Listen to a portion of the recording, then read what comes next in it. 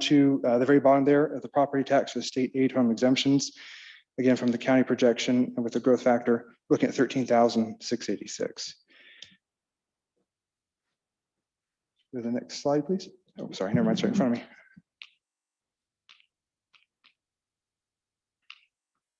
Oh, too far. There we go. So this is the second set of property tax numbers that we have. Well, we don't have any aircraft revenue so far. In lieu of VLF, vehicle license fee, we're looking at 2.8 million, almost 2.85.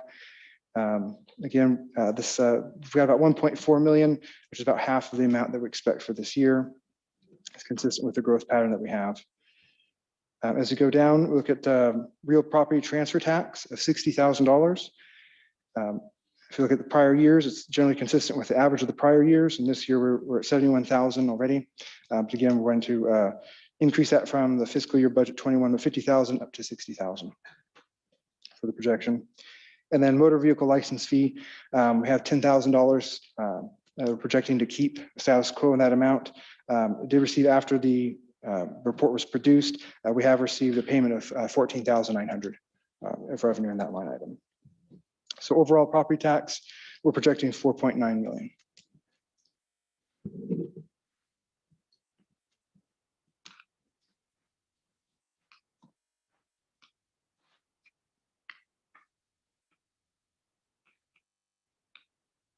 Okay. Can you go to the advance the slide? The next, we're looking at sales tax. This is 1% of the taxable sales within with a point of sale within chapter. Online sales have increased during the pandemic, driving increased revenue. The future of spending behavior is unknown, though. We're unsure if purchasing behavior will go back to local stores when the pandemic releases and restrictions ease, or if the online behavior will continue and that becomes a continued method of purchase that's preferred. So looking at a conservative approach, we decided to average the pandemic year and a non-pandemic year together to come up with those projections. In the staff report, it mentions the 2019 2019 calendar year revenues of 20.2 million, and for 2020, 18.5 million. That's a typo. Those years should be reversed. 2020 was 20.2 million, and fiscal year 2019, 18.5 million. If you can go to the next slide. So looking at the revenues, we decided to average each of the quarters between the 2 years, which brings us to a total of 19.3 million. Go ahead and go to the next slide.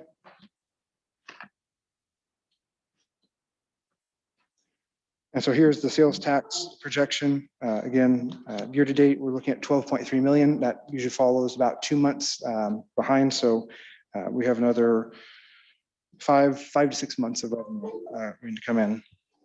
The 20 actual is 22.4 million. That's a fiscal year, not the calendar year that we had listed previously. I know our sales tax consultant is projecting another $20.2 million sales tax year this year, but we feel more confident keeping with a conservative approach of the 19.3 million. Okay. The next slide is the franchise tax revenue projections. And the city receives franchise taxes from 4 different sources: electricity, natural gas, refuse, and cable service. The table on the screen shows the projections that we have for fiscal year 22. The refuse and cable are projected against the fiscal year 21 year-to-date actuals that we received so far. Electricity and natural gas revenues typically arrive in April. So we're actually basing that off of the 20 actuals for the budget to be conservative at this point in time. The next revenue stream is the cost allocations. And these are actually expenditure driven in the various departments. So the revenue is to provide compensation for the support of the central services, which is city manager's office, city clerk, HR, finance, to other departments and funds. And so then a charge is driven, or is charges applied based on a cost allocation plan that will come to council when we start talking about expenditures. And that's to recover some of those costs from the enterprise funds and some special revenue funds to the general fund to cover those their share of those costs. And so at this point, we're projecting the same as the 21 budget. When we talk about expenditures, these numbers will be updated in order to reflect the actual expenditures that we're going to experience. The next are the leases. The lease revenue is projected $101,000 lower than in fiscal year 21. I mean, it's one of the largest lease revenue sources we have are ending halfway through fiscal year 22. We do have the ag lease continuing as a potential new replacement lease coming in, which gives us the $182,000 projection. We go to mineral rights. The city does receive an allocation for oil and gas pumping in the region. To date, we received about $8,500, reducing the budget down to $16,000. We do know the oil industry in Kern County is a little challenged. We do know from the assessor's office that assessed properties for oil infrastructure is looking at about a 30 to 40% reduction in assessed value. Additionally, we're looking at anywhere from up to 76% reduction in sales tax revenues from some of our larger oil producers. Most of that has been experienced and offset by the increase in our online sales business in town, but we can expect some decreases to continue as we feel the implications of both policy and economy.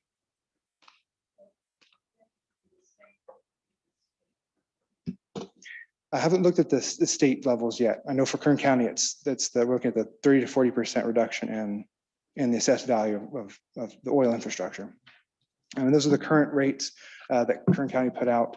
Obviously, we expect that to stay stagnant since they've already done their assessed values. But again, the question would come next January when they do assessed values again, if it would continue to drop or if it'll reach its bottom at that point. We don't know for sure. Looking at grant revenue, we do have one projected to receive this next fiscal year. It's a Proposition 68 grant for the Land and Water Conservation Fund, totaling about $250,000. We look at allocated interests. This is probably our potentially most volatile revenue streams individually. This is driven by obviously the market, Federal Reserve actions to preserve interest rates, the federal expenditures for all the pandemic recovery and the big initiatives that are coming out of Washington at this point in time. And then of course, economic and pandemic uncertainties. So we're projecting a reduction of about 120,000 below what we projected for the fiscal year 21 budget, a little under 1.1 million. We do have internal administrative charges. These again, just like cost allocation revenue are based on the expenditures. This is the cost of the finance front counter staff serving the water, wastewater, and refuse funds. Basically the services they provide, and those are charged against the utility funds. These will be revised once we finish the expenditures portion of the budget process, and then we can revise those numbers and provide those to council. Miscellaneous fees. Currently, the only known specific revenue is the successor agency administration fee that's paid to the city. Total amount of about $250,000 is approved by council and the oversight board. Other fees that we do receive include application fees. We're not including those in the projection just because they are basic as people apply for accounts with the city. It's revenue that's not a committed source, so to speak. It's one time. Moving on to the user fees that we have. The first is planning fees. These are charges for planning services. Zone and subdivision fees are proposed to remain status quo. And it's near the average of the prior years combined, 185,000. Business license fees, we're proposing to increase up to 60,000 from the 21 budget of 40,000. If you look at the past years and even the current fiscal year to date, we exceed the $60,000 on average. So the total planning user fees would be 245,000. We're keeping it at 185,000 just to follow suit with what we've done in the past. What we've done in the past, and yeah, and to keep with the average across the past 3 years. Go ahead. No, I'm just kind of, I'm sorry. Yeah, and so the if I just do planning department, they said $185,000 is a number that they feel that it can meet with the current workload and demand. Thank you. Moving on to building fees, miscellaneous and code compliance fines, we're proposing to stay status quo. Building permits increasing to 1.1 million. It's lower than current revenue that we received, but increased based on projected activity. At this point, we are not budgeting any revenue for abatement fees. And so the total for the building department would be 1.1 million. On the user fees for police, we're proposing that most stay status quo. Miscellaneous fees we're reducing based on current year revenue. And then range fees were increasing, both based on the prior and current year being higher. Let me step back a little bit. So the police fees are going from $18,000 to $15,000. And then the range fees going up from 6,700 to 12,000. Otherwise, the rest remaining status quo. Animal control, all revenues except are reduced from the prior year, except for miscellaneous fees. Shelter and adoption fees are coming in lower, less adoption activity. It's maybe pandemic related, and there's no spay and neuter penalties received to date. So for miscellaneous fees, we are placing $1,000 in that line item. In 20 and 21, we have had revenue higher than that. Shelter fees are reducing down to 6,000, adoption fees down to 15,000, and then animal license fees down to 4,000. So going from 42,450 down to 26,000 in fiscal year 22. For education partnership, we're looking at no revenue this year due to the pandemic restrictions. We are maintaining the tuition fee projection at $2,000 for the upcoming year. Beyond that, no other revenue is currently being projected for education partnership.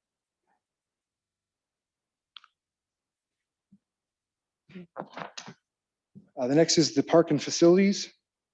We are projecting increases in park and facility rentals as the pandemic restrictions are slowly removed. Staff is expecting a return to the interest to hold events at the city's parks and rentable facilities. And so in the 21 budget, they reduced those significantly down just to the Veterans Hall, $13,000. So we received the revenue projections from Public Works Department, also from city services staff, based on some of the activity we've seen so far, and then projecting out for the growth in the future year. So looking to go from 13,000 total in 21 to $19,000 in 22. And those revenues are spread across the parks. Next is engineering user fees. Miscellaneous engineering fees is being reduced. Talking to public, to engineering, the $10,000 is based on projected revenue from well drilling and trucking permits. Offsite plan check inspections is increasing from the 60,000 that it had in 21 budget to the $500,000 in 22. This is based on year-to-date revenue in 21 being 583,000. The projected activity they're anticipating going forward. Encroachment permits are expected to increase slightly to $10,000, and the street sweeping fees are expected to stay the same. So the fiscal year 22 projection is for engineering $522,000.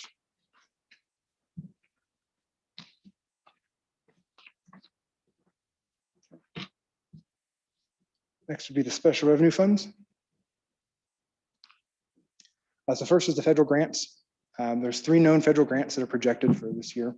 $180,000 for the Santa Fe shoulder project, $349,000 for 7th Standard road widening, and $496,000 for Zerker Road. So the total is just a little bit above $1 million projected for federal grants. Next is the traffic safety fund. The revenues are derived from fines based on infractions, so it varies each year. The revenue is based on current and prior year actuals, being near or above $40,000. So we're moving it from $26,000 to $40,000. Next is supplemental law enforcement. The revenues are received from the state and pass through Kern County. These fund police department services, frontline police officers. We're expecting a moderate increase to $162,500. Nothing was budgeted in 21. Received 134 at the time of this report, but just checked, we've actually received an additional payment, so now up to 157,000 year to date. Gas tax are generated from the amount of fuel purchased and distributed by California Department of Finance based on formulas that they maintain. They are projecting a minimal increase this year. So looking at for gas tax, for example, 2103, the very top, 183,530, it's coming at 184,505. So overall, we're looking at an increase up to 564,000 from 527,000.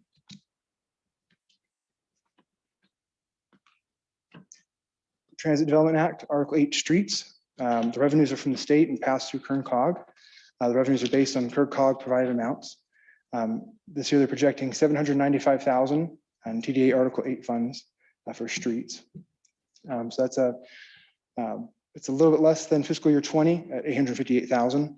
Fiscal year 21, we'll be coming back to council with the claim for fiscal year 21. The revised budget for 21 is 292,000. So it's a big increase, but these are the numbers that we received from KernCog. Next is Special Police Services Fund. The only revenue we're expected to receive is a little bit of interest allocation, about $100. The last external funding we received from for this was back in 2011. The funding sources that were funding this particular fund have not been in operation since then. Asset forfeitures, a little bit similar case. The last forfeiture revenue we received was in 2018. So at this point, only interest revenue is projected at about $3,700. Road maintenance and rehabilitation account fund. Again, this is like gas tax. Revenues come from fuel purchases and vehicle registration. Again, the formula is also driven by the California Department of Finance. And likewise, we're also expected to see only a minimal increase in the revenue projection to $408,210. Community Development Block Grant, $83,000 is approved for this fiscal year, but we're expecting to carry that forward into fiscal year 22 when we get the reimbursement back.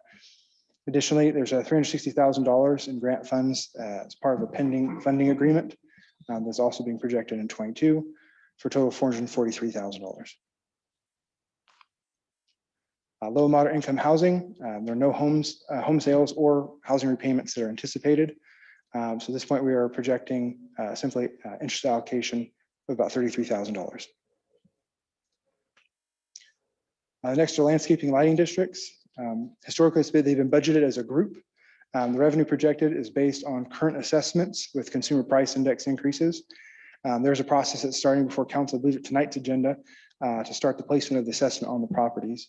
If changes result as part of that process, then we'll be updated to council at the next budget workshop. So as you can see, each one is identified, or we have broken down each of the landscaping maintenance districts. The key is the aggregate at the bottom, looking at $756,465 for landscaping, lighting and landscaping maintenance districts. The fiscal year 20 actual is $552,000. Received about $388,000 to date so far. Again, they're hit at in two different payments, just like regular property tax. So we should be receiving about $700,000 roughly, a little more than that. North Park North Shafter Assessment District. This is a fiduciary account. They assess the property owners. Assess the property owners for the cost of the debt service obligations, the payment and the administration. So at this point, we're looking at $15,000. Again, this is something that's also driven by expenditures. And so we may be updating this amount depending on how the expenditures look when we present them to council subsequent study session. Moving on to enterprise funds, water, sewer, and refuse utilities. Their revenue is primarily user fees. For the projections, we decided to be conservative and only project based on the base fees and not the volume charges of water level used. It provides a more conservative projection. It's also consistent with a pattern that we saw in fiscal year 19 to fiscal year 20. We actually had revenue decreases, even though the base fees increased. So wastewater is the first one on the screen. If you look at 19, the actual revenue is $2,021,000. Then fiscal year 20, even with a fee increase, the revenue dropped down to $2,014,000. So we're projecting fiscal year 22, $2,025,000, purely based on base fees. Fiscal year to date, so far is 1.6 million. We look like we'll get close to the 2,033,000 for the year. And then of course, interest allocation for the fund balance, about $51,000. Total revenue, $2,076,000. Refuse enterprise, similar picture, 18 and 19, a slight reduction. And again, 19 and 20 also a slight reduction, even though base fees increased. So looking at fiscal year 22, we're projecting 1,042,000. Year-to-date actual so far is 848,000. We're projecting about 7,800 in interest allocation. So the total for refuse, 1,050,000. And finally, water, again, similar approach was used. Fiscal year 22, looking at a projection of 4,375,000. Again, 19 to 20, again, continue to see that drop. Again, water interest allocation, 39,000, grand total 4,419,000. The Transit Enterprise Fund. So the fares may increase as the pandemic restrictions are lifted and as activity continues, and we have increased demand on transit. TDA revenues, as we received from current COG, are projected to be small this year, only 141,000 compared to fiscal year 20, we had 409,000. We are budgeting a reduction in fare box revenue down to 25,000 from the 21 budget of 38,000. Transit contractual also being decreased down to 7,500. We do know that we have $66,844 in CARES Act specific 5311 funds. That's to help pay for the operations if the TDA revenue is not enough to cover. And we have an additional 180,000 in a second contract with Caltrans we can use as well. That contract goes for several years. So even if the pandemic impacts continue, we have that funding source to help offset any losses. So at this point, revenue, 240,471 for transit. On the Telecommunications Enterprise Fund, we are anticipating an increase of overall revenue. We have more customers that have come onto the network and will be joining the network through our ISP providers as we go. We're looking at a total increase or a total amount of 208,584. Fiscal year 21 budget was 161,600. Year to date, we received 133,600. Rail Enterprise, we are not projecting any revenue in rail at this point in time. We do not have any leases currently placed, nor any rail car storage at this time. So at this point, we are projecting no revenue. Yes, sir.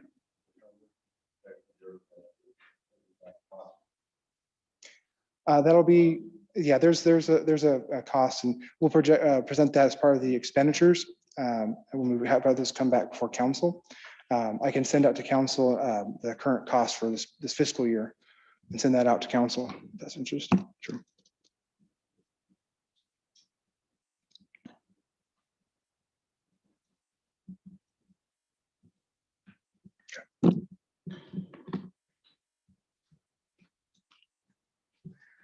So impact and connection fees, our next ones.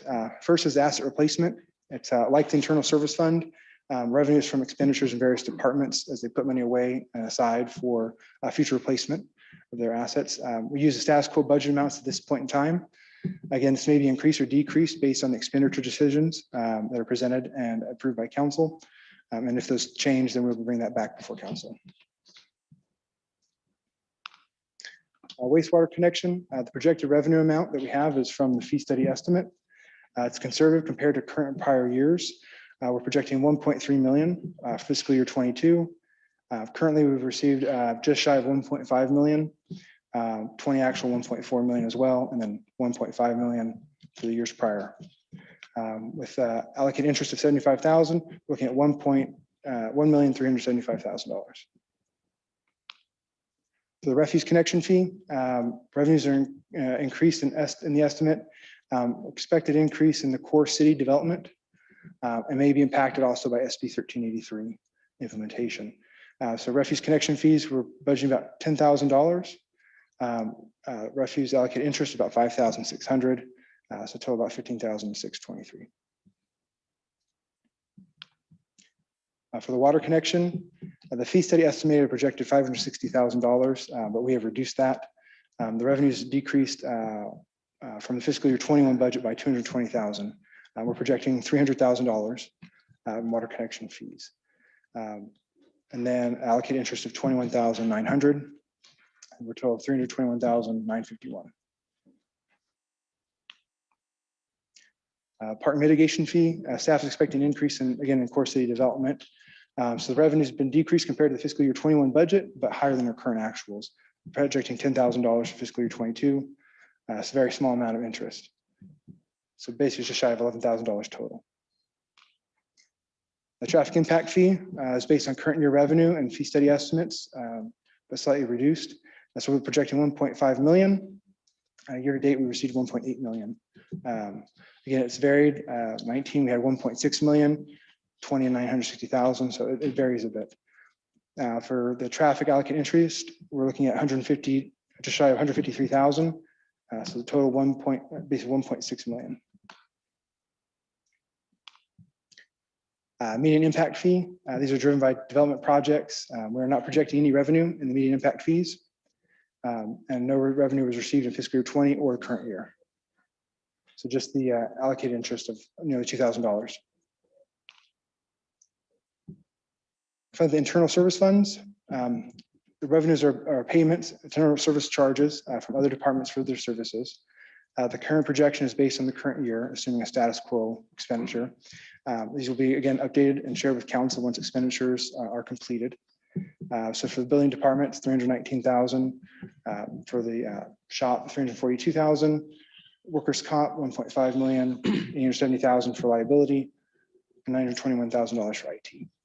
Technically, is this revenue on one place but cost in another? So it's zeroed out. Correct. So there's really no revenue here to actually look at. Correct. We're just listing it because these are still identified as separate funds, and so in the fund itself, we will have to mark it as revenue. So we just want to kind of bring that to council's attention. But yes, overall, as far as it's not a net revenue on top of the total general fund or other special revenue funds. You're absolutely correct.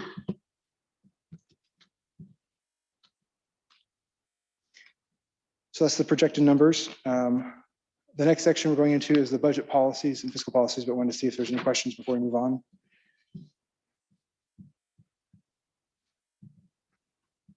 Okay. So we want to take a look at the budget policies for the budget. There's two different sources that we have. One is the city charter, and the other are adopted council policies. We're to kind of review the city charter budget policies, and that it directs both the budget and capital improvement plan be created and approved each year. That the revenue structures must be balanced equitably between various forms of revenue generation, taxes, fees, user charges, and assessments. The budget must identify and make adequate provision of reserve accounts in each fund or special fund for emergencies, uninsured losses, and asset replacement, including perpetual replacement of enterprise facilities. The budget is to include statements and show calculations regarding reserve accounts and funds required to sustain them. A user fee schedule to be reviewed to recover costs as council determines. That each fund shall have a balanced budget and that must be submitted by June 1st of each year.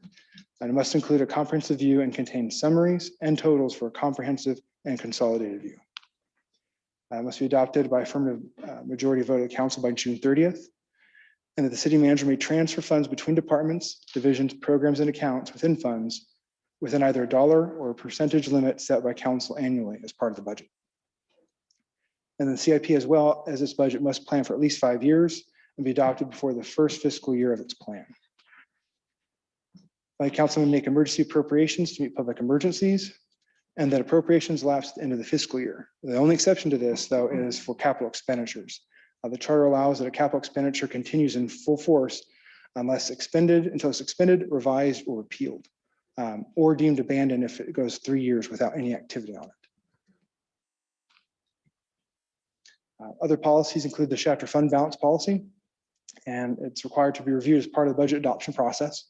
That requires a sustainability analysis of the general fund, which compares the actual and budgeted recurring revenue sources with the recurring expenditures. The general fund is to have a minimum unassigned fund balance of 50% of the next fiscal year's annual budget operating expenditures. And the water, wastewater, and refuse funds are also to have a working capital balance of at least 25% of the next fiscal year's budget operating expenditures. And establishes also guidelines for using balances exceeding the minimum balance, including excess reserve funds are not to be used for new or existing recurring expenses, except for short-term. Investment of these funds on a longer-term basis in compliance with the city's investment policy. Assignment or use of the funds should be considered for early or partial partial or full retirement of existing debt. Any review of one-time capital improvements are needed within the city should be considered and prioritized for potential capital projects. The new one-time capital improvement projects considered for funding should be consistent with the long-term planning of the city council. So are there any questions on the policies? Hearing none. Next is the strategic budget direction. In fiscal year 21, council identified 3 principles. Maintaining financial sustainability, preserving the general fund, including prudent use of reserves, funding 100% of CalPERS contributions, and capitalizing on economic development opportunities. Second was public safety, focusing on the police and public works resources to maintain a safe and vibrant community. And also employee wellness, continuing to provide adequate personal protective equipment and complying with CDC and county public health safety measures. So some of the factors that we have, revenues were not as adversely impacted as originally forecasted. However, though there are still unknowns regarding the recovery process and how the revenues are going to actually come in the future years. This process is simply reviewing the concepts for council to consider as we move forward through the budget process. The budget direction may change also as council works through the strategic planning process over the next few months. That may generate additional budgetary changes that council may wish to make as the process continues. So there's a couple of recommendations that the staff is requesting council to consider.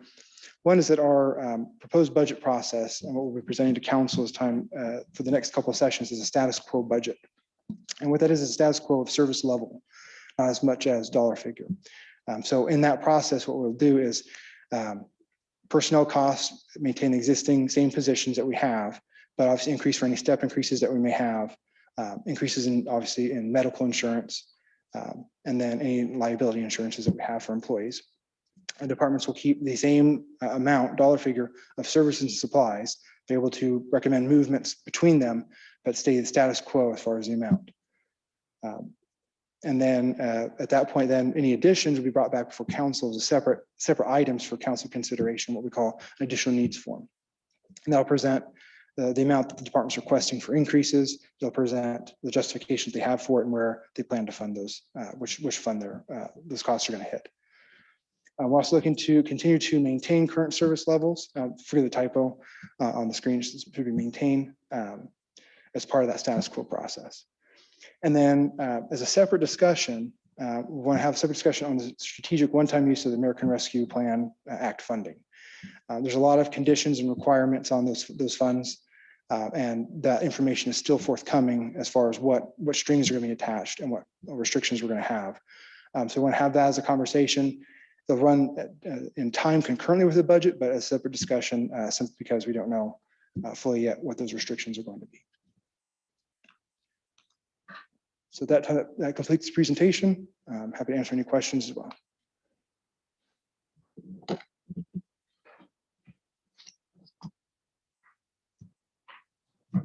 Anyone on the council have comments? Anyone in the audience have any comments? We're glad you're here. Thank you, Bryce. Okay, thank you very much.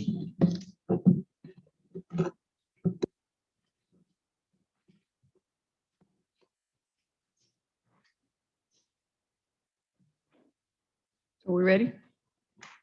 That's all the presentation we had, Mayor and Council. So that would, if you have no questions or discussion for us, that would conclude our presentation as far as the first workshop is concerned. Okay, we'll have some individual time that we can talk with you or to Bryce. Follow up with us if you have Great. particular questions with any of the particular revenue projections or anything in the presentation. Right. Certainly. Right. I know I was with Bryce last week, so I'll spend some more time with him. Thank Certainly, you. we actually welcome that, Mayor and Council. So if you want to follow up with Bryce directly, we'd be glad to sit down with you individually. So. Right, thank you. All right, so we'll have a break. We can have some dinner, huh? Good. Yes, I guess we can adjourn this one. I saw you going for it. I'll let you take this one. I'll make a motion, go to recess. Adjourn. Adjourn. To adjourn. All right, we have a motion. I will follow you off that Second. cliff and second it. Okay, all those in favor say aye. Aye. We are adjourned. It's 4:40.